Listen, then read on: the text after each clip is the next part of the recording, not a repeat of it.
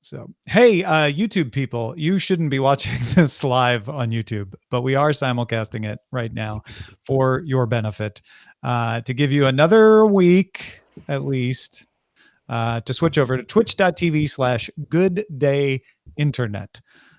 What there's going to be some changes in what else is on the YouTube channel, but the only thing going away will be the live stream. The live stream YouTube will go away at the end of this week.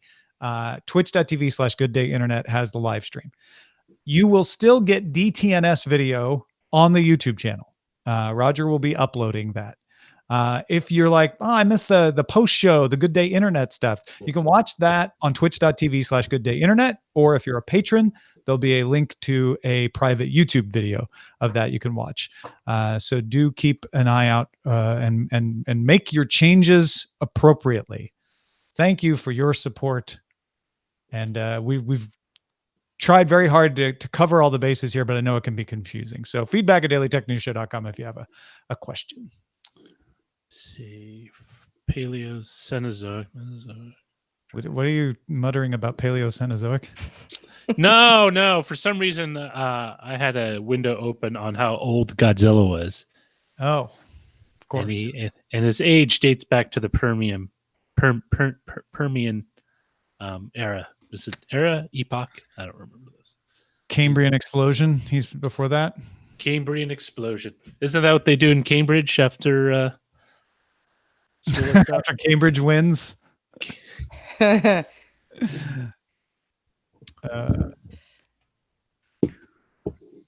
All right. Be like Franklin today. You know, I've never been to Catalina Island. No, we're going to talk about Catalina a little bit. Maybe we should all go. We should. I think it would be really fun, like a little day trip. Yeah. Cars are not allowed on the island, so it's filled with golf carts. I decided like it already. To gift everyone on the Twitch video with a lovely moire today. I'll not be wearing the shirt again. Oh, I thought I had to go get my eyes checked again. It's a dazzling shirt. You're like a cuttlefish. It does.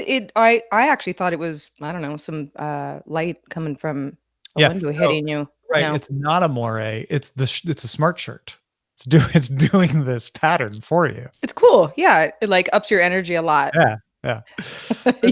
You're breathing. Thank goodness. It's got little palm trees on it. Oh, is that what it is? They look like polka dots. Yeah, they probably do. They just look like polka dots if That's you get cute. more than an inch away from them. I like it. No. Yeah. So, all right. Well, let's get rolling then, shall we? Let's do a show for the DTNS. Yeah. All right. Here we go. In 3, 2. Franklin Garland has supported Independent Tech News directly for 5 years. Be like Franklin. Become a DTNS member at patreon.com/DTNS. This is the Daily Tech News for Monday, June 3rd, 2019 in Los Angeles. I'm Tom Merritt. And from Studio Feline, I'm Sarah Lane. And I'm the show's producer, Roger Chang. It is a packed day, folks. We are going to talk about all the WWDC announcements, iPad OS, the new Mac Pro, the crazy expensive display with an even more expensive, well, it's not technically more expensive, but a very expensive monitor stand. Let's start with a few tech things you should know. Oh, speaking of monitors, LG is taking pre-orders for its first 8K OLED TV. The 88-inch LG 88Z9 with 7680 by 4320 resolution. The TV's processor uses some deep learning to upscale images and generate virtual 5.1 surround sound with support for Dolby Atmos. Pre-orders in Korea cost 40 million won. That's roughly $34,000. Final retail will be 50 million won. The 8K TV from LG goes on sale in North America and Europe in Q3 of this year. Only $34,000. Samsung announced a new 13 and 15-inch Notebook 7 Windows laptop with diamond cut edges, a wide trackpad, and slim bezels, looking very similar to MacBook Pros. Unlike Apple laptops, though, the Notebook 7s come with 2 USB 3.0 ports, only 1 USB-C port, an HDMI port, micro SD card slot. Prices start at $1,000 coming to the US July 26th. Samsung also announced the Notebook 7 Force with an NVIDIA GTX 1650 graphics card, an Ethernet port, and base level 16 gigabytes of RAM. That one starts at $1,499. The U.S. State Department has updated its applications forms for U.S. visa applicants, requiring nearly all to submit social media usernames, previous email addresses, and phone numbers. That information was previously required only for applicants deemed to need extra scrutiny. It was about 65,000 people per year. There are approximately 15 million visa applicants to the U.S. per year, so this ramps things up somewhat. The Sunday Telegraph reports sources saying that Chinese security researchers have been finding security vulnerabilities in 5G equipment from Nokia and Ericsson and passing that information to IT specialists who are testing the equipment for possible 5G rollouts in Europe. The idea is that when the testing ends on June 10th, Huawei could point to the results and affect EU evaluations and try to undermine security concerns about its own equipment. Google announced a live stream for Thursday, June 6th at 12 p.m. Eastern to announce details about Google Stadia. The stream, called Stadia Connect, will include launch info, game announcements, and price. Let's talk a little bit more about Huawei real quick. Xiao Ming, president of the Honor brand of Huawei phones, told a media briefing in Shanghai Friday that it is too early to say whether the U.S. trade restrictions on Huawei will prevent it from achieving a goal of becoming the top smartphone vendor in the world by the end of next year. Well, it's not looking good because the South China Morning Post reports its sources say Foxconn has stopped several production lines for Huawei phones. You may have seen headlines saying all. It's not all, but it is several because Huawei has reduced its orders. It is not clear if the cut is temporary or not. Foxconn can do this. They're designed to be able to, like, on a dime, shut down a few lines to adapt to orders and then ramp them back up. So it's not the end of the world for Huawei at the moment, but it's certainly not good news.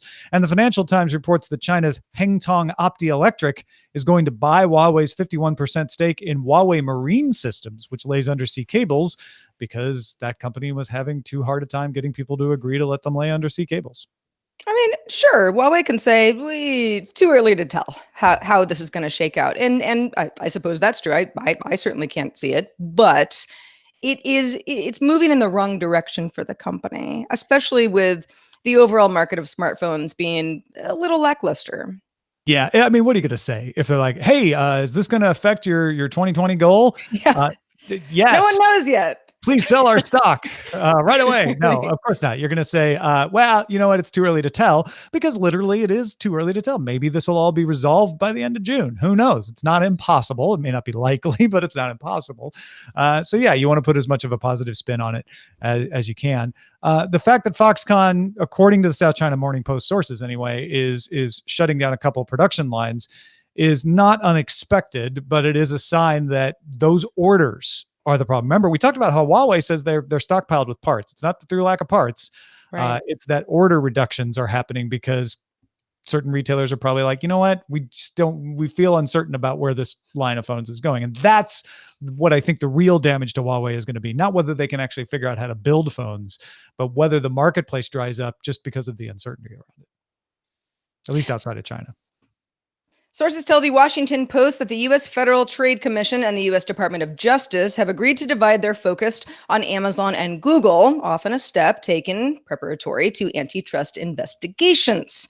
Might have seen something in the news about this morning. The two agencies agreed to give the FTC more jurisdiction over Amazon and the DOJ more jurisdiction over Google. Reuters says that its sources say the DOJ got jurisdiction for Apple as well, with the FTC getting jurisdiction for Facebook.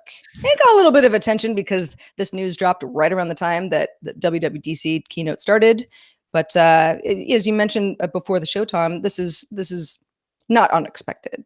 No, and the Washington Post, I have some suspicions about why this news dropped when it did. It may be an attempt to hide it by putting it during WWDC, even though it had a negative reaction on the stock. Stock often goes down on the news anyway. So you can't tell, is it because they made announcements or is it because of this? Because the Washington Post had the Amazon and Google thing this weekend. That was known on Sunday. Right. And then Reuters today added in Apple and Facebook. And the fact that Facebook is part of this is getting lost a lot too, because everyone who is paying attention to it is focusing on Apple. Stock took a hit though, so it wasn't. It was supposed to be buried. I mean, it was not buried by all. Well, but stock always takes a hit on the announcement. You sell on the news, so it's kind of masked by that too. Yeah. I don't know. It's interesting. And like you say, it's not unexpected because we've known there's been a lot of pressure to investigate these companies.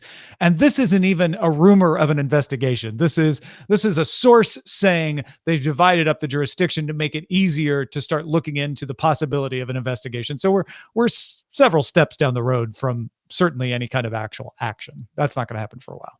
Yeah. Oppo posted a video to Weibo and Twitter showing a notchless phone, no cutout, no notch, nothing, with a front-facing camera under the screen. Oppo VP Brian Shen noted that at this stage in development, there would be some loss in optical quality, but he says it's early days, just a concept. We're working towards making this better. Hours later, Xiaomi's president Lin Bin posted a video on Weibo of the Xiaomi Mi 9 with a prototype front-facing camera behind the screen as well. So again, these are all prototypes, but it certainly is something where people really just don't like cutouts and punch holes and notches, especially notches. So if you could make a viable front-facing camera that leaves the screen fully intact, I think you'd have some people's attention. I've said this before on the show. I'm not totally sure where the notch hate comes from. It does make it slightly less uniform, but it's not something that would preclude me from buying any phone that I thought was awesome otherwise.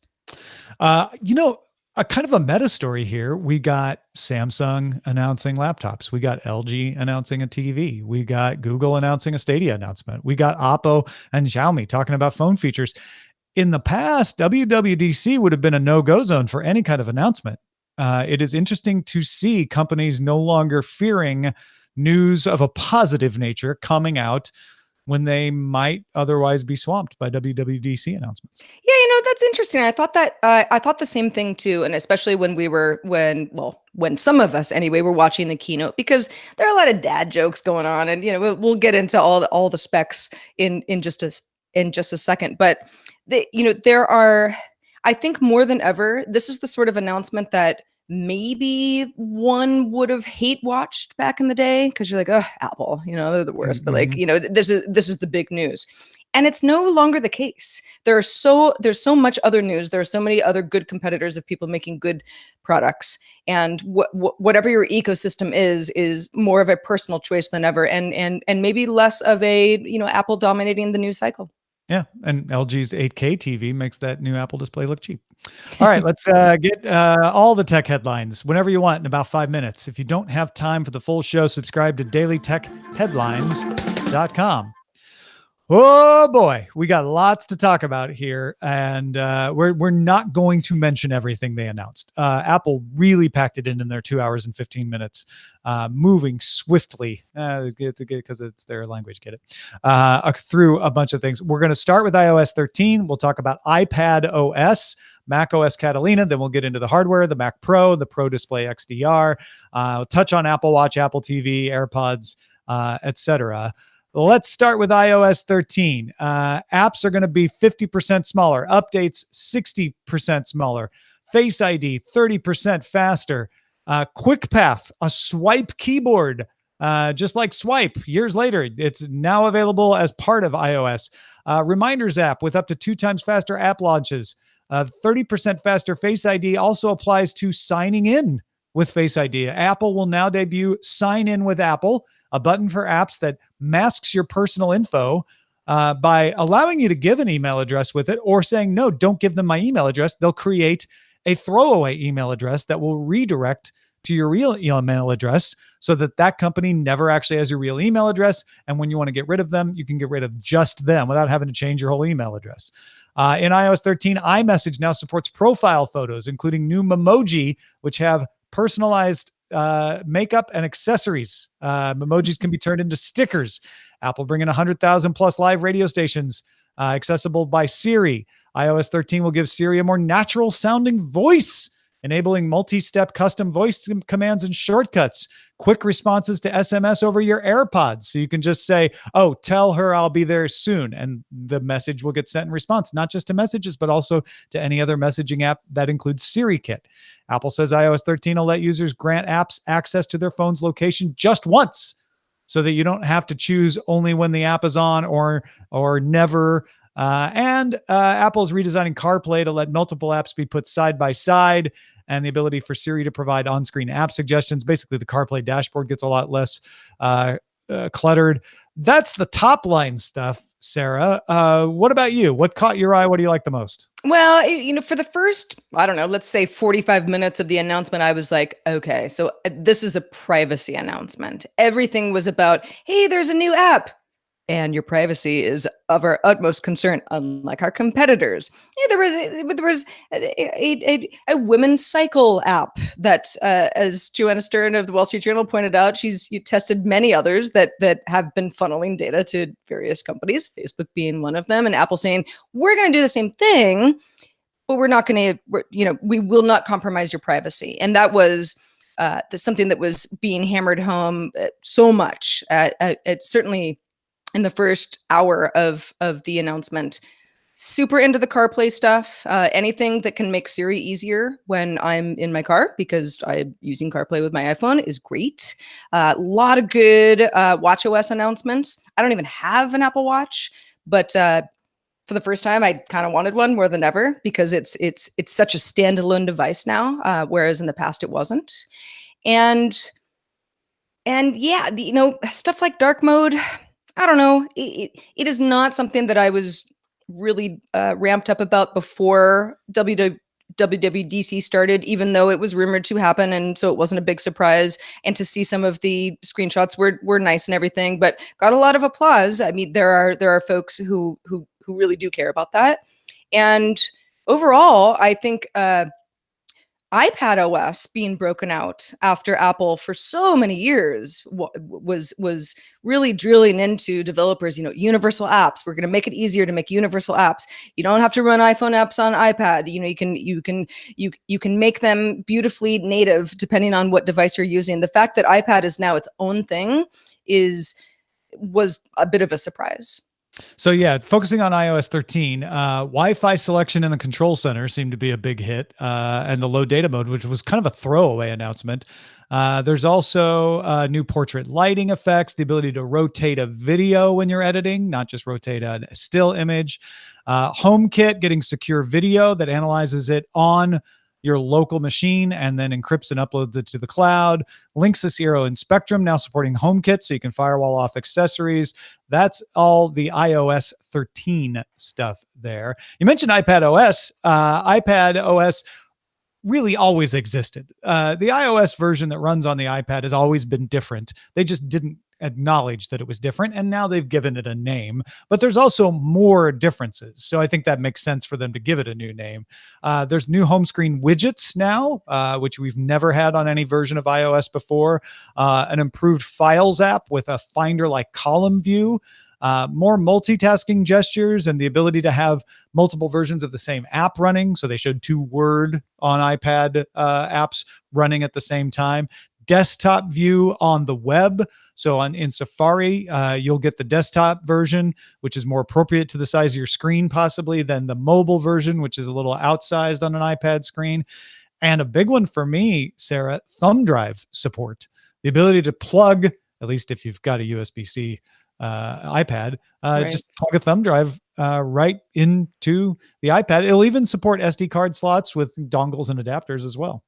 Well, I think for a few years now, Apple has really been they want with the introduction of iPad Pro and just the fact that iPad has made some advancements. This is a work tool.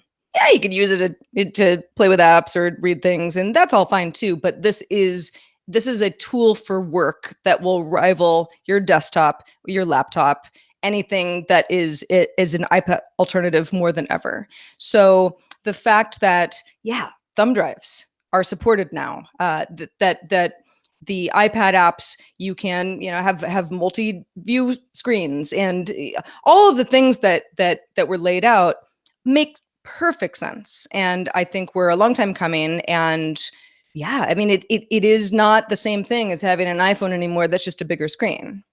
Yeah, I particularly liked the idea that you can now drag a cursor around without the magnifying glass.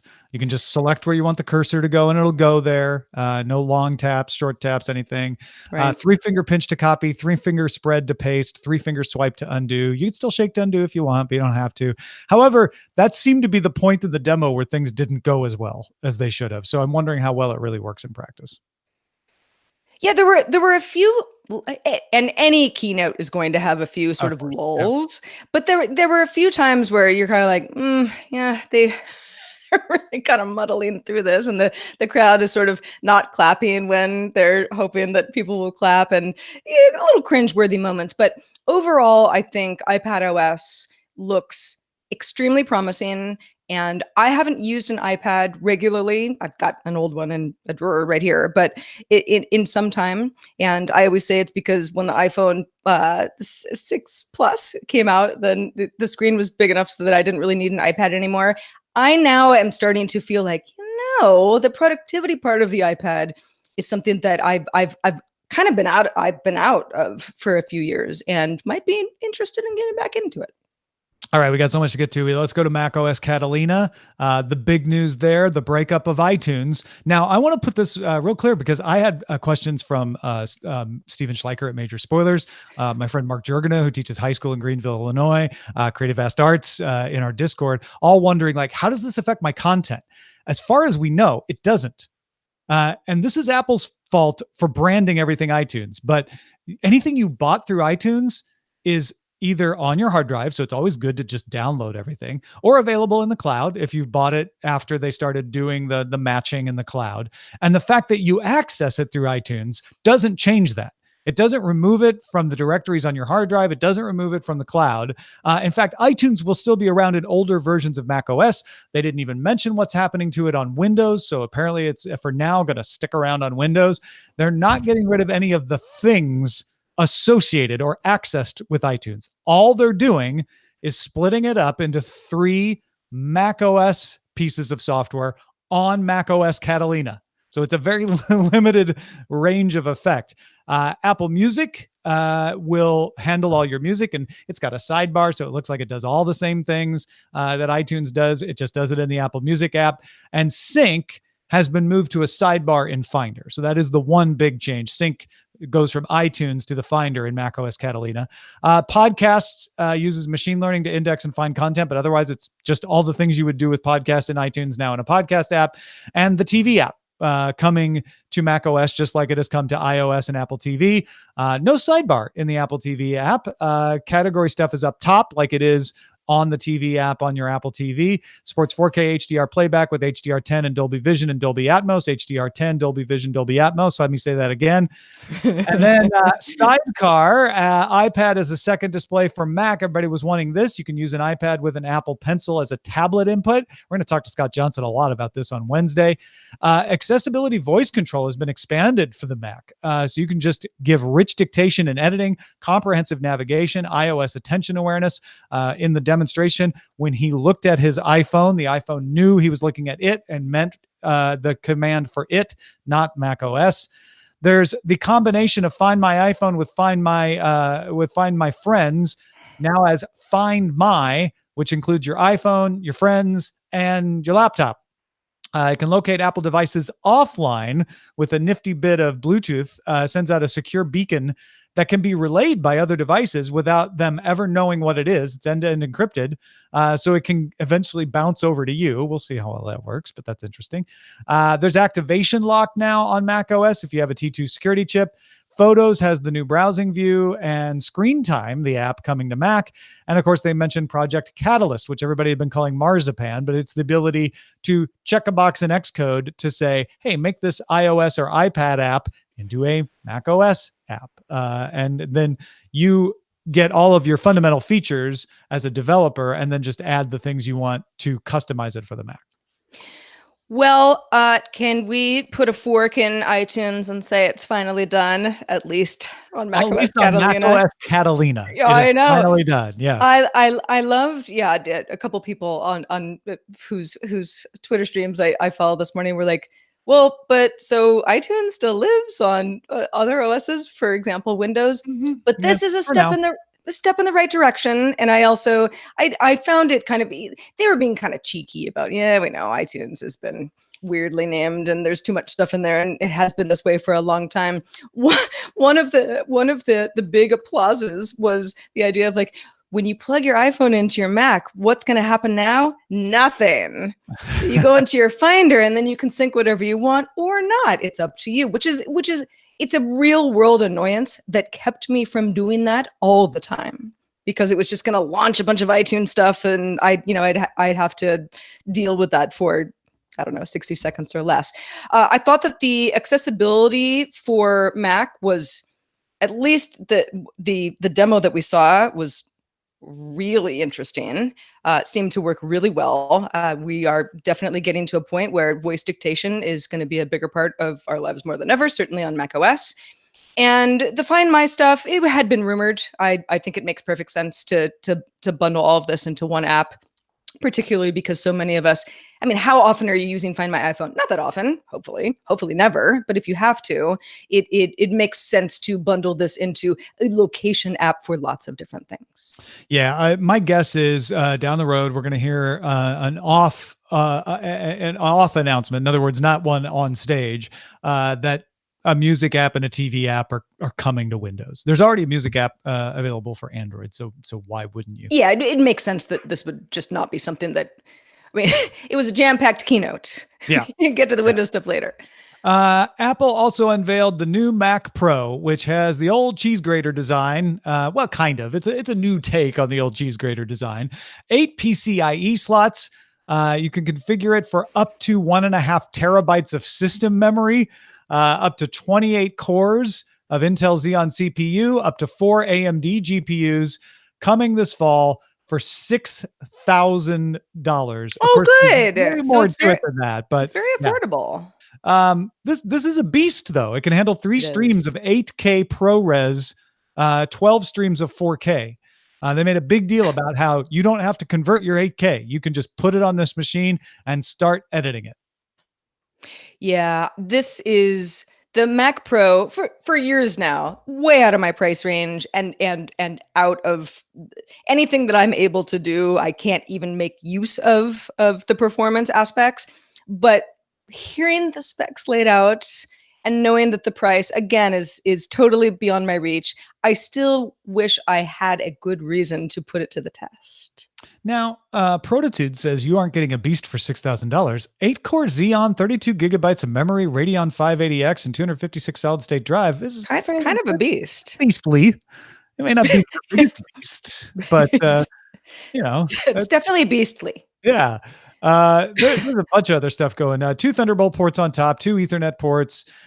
The big deal is you can slide off any side of this thing to access the modules inside. A bunch of PCIe slots, like I said, which is great. The one I don't think is going to go down as well as Apple would want it to is the fact that it is modular for the graphics card. And the graphics cards right now are up to 2 Radeon Pro Vega 2s. Now you can have 2 modules, so you essentially can have 4 Radeon Pro Vega 2s. And something they call Infinity Fabric Link provides data 5 times faster than the PCI bus between them. But I think a lot of people just wanted the ability to put whatever graphics card they want in there. Yeah, and I will add that the Infinity Fabric is an AMD technology that they use for the Ryzen processors. Yeah. What's fascinating is now they've gotten back to targeting the workstation, which is something kind of fell off the wagon. It's like, well, people don't need much power, and frankly, it costs them an arm and a leg to support it. And for some time, it just seemed like they didn't want to put their energies there. But I mean, it's a very interesting design. I don't know if it'll take off as well as the last Mac Pro that came out, but time will tell. Yeah. And to do that 8K video, by the way, you will need the Afterburner card, which is a hardware FPGA ASIC. It can do 6 billion pixels per second. It's a coprocessor. It's a coprocessor that GPU makers have been trying to say, hey, buy our video cards because you can offload the rendering to, with CUDA on NVIDIA or OpenCU compute with OpenGL on AMD cards. There will be a rack mount version available. And It comes with a handle. They announced it alongside the Pro Display XDR. XDR stands for Extreme Dynamic Range, which is what they call their version of HDR because it is HDR-er than normal HDR. It's a 32-inch LCD, 6016 by 3284, so a 6K Retina display. Great color. Rear lattice is a heat sink, so that says they say that lets them do 1,000 nits at full screen brightness indefinitely, and 1,600 nits peak. Thunderbolt 3 can support a 2-display setup, so if you have a Mac Pro, you can potentially power 6 of these at once. It can tilt and adjust height and do portrait mode if you get the stand, which costs you an extra $999. The Pro Display XDR is $4,999, $5,999 if you want the matte version, which is a nano texture etched glass thing. You can get a Visa adapter for $199 or that Pro stand for $999. I wanted this. I did. And I knew as they were laying it out and showing how beautiful it was and the craftsmanship, and you've never seen a hinge that worked this well. I was like, this is going to be a Mac Pro price. And it was. For $5,000, not happening. I also don't need a 32-inch monitor. I've got a 28-inch Asus monitor right now that seems very big to me and is lovely. But it's the kind of thing that I covet. I covet it anyway. It's I will say if it's true that it's pro spec and it's calibrated out of the factory and it does cover the gamut that it supposedly covers, that's actually not too bad. $5,000. Now the fact that they charge you $1,000 for the stand seems a little ludicrous. And the Vesa adapter, which is like $250, should have just thrown that in there because you buy a $30 stand off Amazon, works just as well. But I will say, of all the hardware announcements, this is the one that interested me the most. Yeah, and this is studio level stuff. This really isn't meant for the consumer, which, like Roger said earlier, that's a change back for Apple into focusing on this kind of hardware. So when you look at these prices, you do have to realize like these are meant for companies that are used to spending a lot of money on this kind of equipment. Real quickly before we wrap up, we mentioned some things about Apple Watch. We didn't mention the independent apps that can now run on the watch without the need for a phone in the new Watch OS, and the App Store on the watch, where you can just get an app straight from the watch without having to download it on the phone first and then move it over. Some other things like activity trends, improvements to the health app, a calculator got a lot of applause, a decibel meter to let you know if things are too loud, which actually went off when people were applauding about the decibel meter and the calculator. So that's interesting. Apple TV gave us finally a sneak peek at one of their shows, Ron Moore's show For All Mankind, which is an alternate history where the Soviets win the space race and the space race doesn't end because of that. Has a redesigned home screen with full screen preview behind icons. And people don't usually like full screen previews, so we'll see how well that goes over. But the big one for me is multi-user support and personalized up next lists. So now you can have your own profile if you share your Apple TV with someone else in your family. And when you're on your profile, your up next list will be up there. It won't be mixed with anybody else's. And that includes a new control center for TVO, so we can switch between those profiles. And I know a big one for a lot of people was the announcement of compatibility with the Apple TV for Xbox One S and PlayStation DualShock controllers. That's going to be a big deal when Apple Arcade finally launches later this year. Anything else here that you guys want to mention before? What, you don't want to talk about the karaoke feature, Tom? Ah, yes, the karaoke feature for Apple Music on the Apple TV. Yeah, that's what our new team building exercises will be. Yeah, a lot of and we'll show you the lyrics to your favorite songs along with you listening to your song. There are certain things where put emojis in there as well, where I'm like, I just don't use this feature, but I get where the advancement is coming from. As far as the multi-user support, I live alone. My dog doesn't have his own Apple ID, but I do get how entirely convenient that would come in handy, especially because Apple wants they want folks to use the Apple TV interface as their whole media center. So, and we all have our own preferences. So yeah, that kind of went by quick. I feel like in the whole announcement, some of the Apple TV stuff sort of, it got a little bit lost in the fray, but but good stuff. Yeah, OpenBio asked if we mentioned the login with Apple. We did. There's so much stuff here, but I have to say I'm glad he reminded us of it again, because I think that may be one of the most significant announcements, software-wise, anyway, of this entire thing. I don't know whether it'll catch on, but Apple trying to build its reputation on privacy and security, that could turn out to be a handy thing for a lot of people, knowing that weird thing where you can say, like, don't give my email address. I just think that's brilliant. You could do that in other ways, but this makes it really easy. It has to be embraced by developers, obviously, which kind of walks us into some of the announcements that got a lot of applause from developers as well, with where Apple wants to go with creating apps themselves. Yeah. Well, thanks for being with us, folks. Yes, thank you. We couldn't get to everything. We'll be talking about this more later in the week. But thanks to everybody who participates in our subreddit. There were lots of Apple stories today. Unsurprisingly, you guys are the best. Submit stories and vote on them at dailytechnewsshow.reddit.com. We will read them. Thank you in advance. We're also on Facebook, facebook.com/groups/dailytechnewsshow. Brand new thing this month is we're streaming Good Day Internet live at twitch.tv/Good Day Internet. If you don't know what Good Day Internet is, it's the 90 minutes of us before and after Daily Tech News Show. So it's us talking on the setup. It's doing this show, Daily Tech News Show. And then it is, in fact, us kind of hanging around after the show. You usually can get that. In fact, you can get that as a patron, patreon.com/DTNS, delivered as a podcast. But you can also watch us as we do it live, twitch.tv/Good Day Internet. Our email address is feedback@dailytechnewsshow.com. Write us early and often. We also like images. We're live Monday through Friday at 4:30 p.m. Eastern, 2030 UTC. You can find out more at dailytechnewsshow.com/live. Back tomorrow with the much missed Patrick Beja. Talk to you then.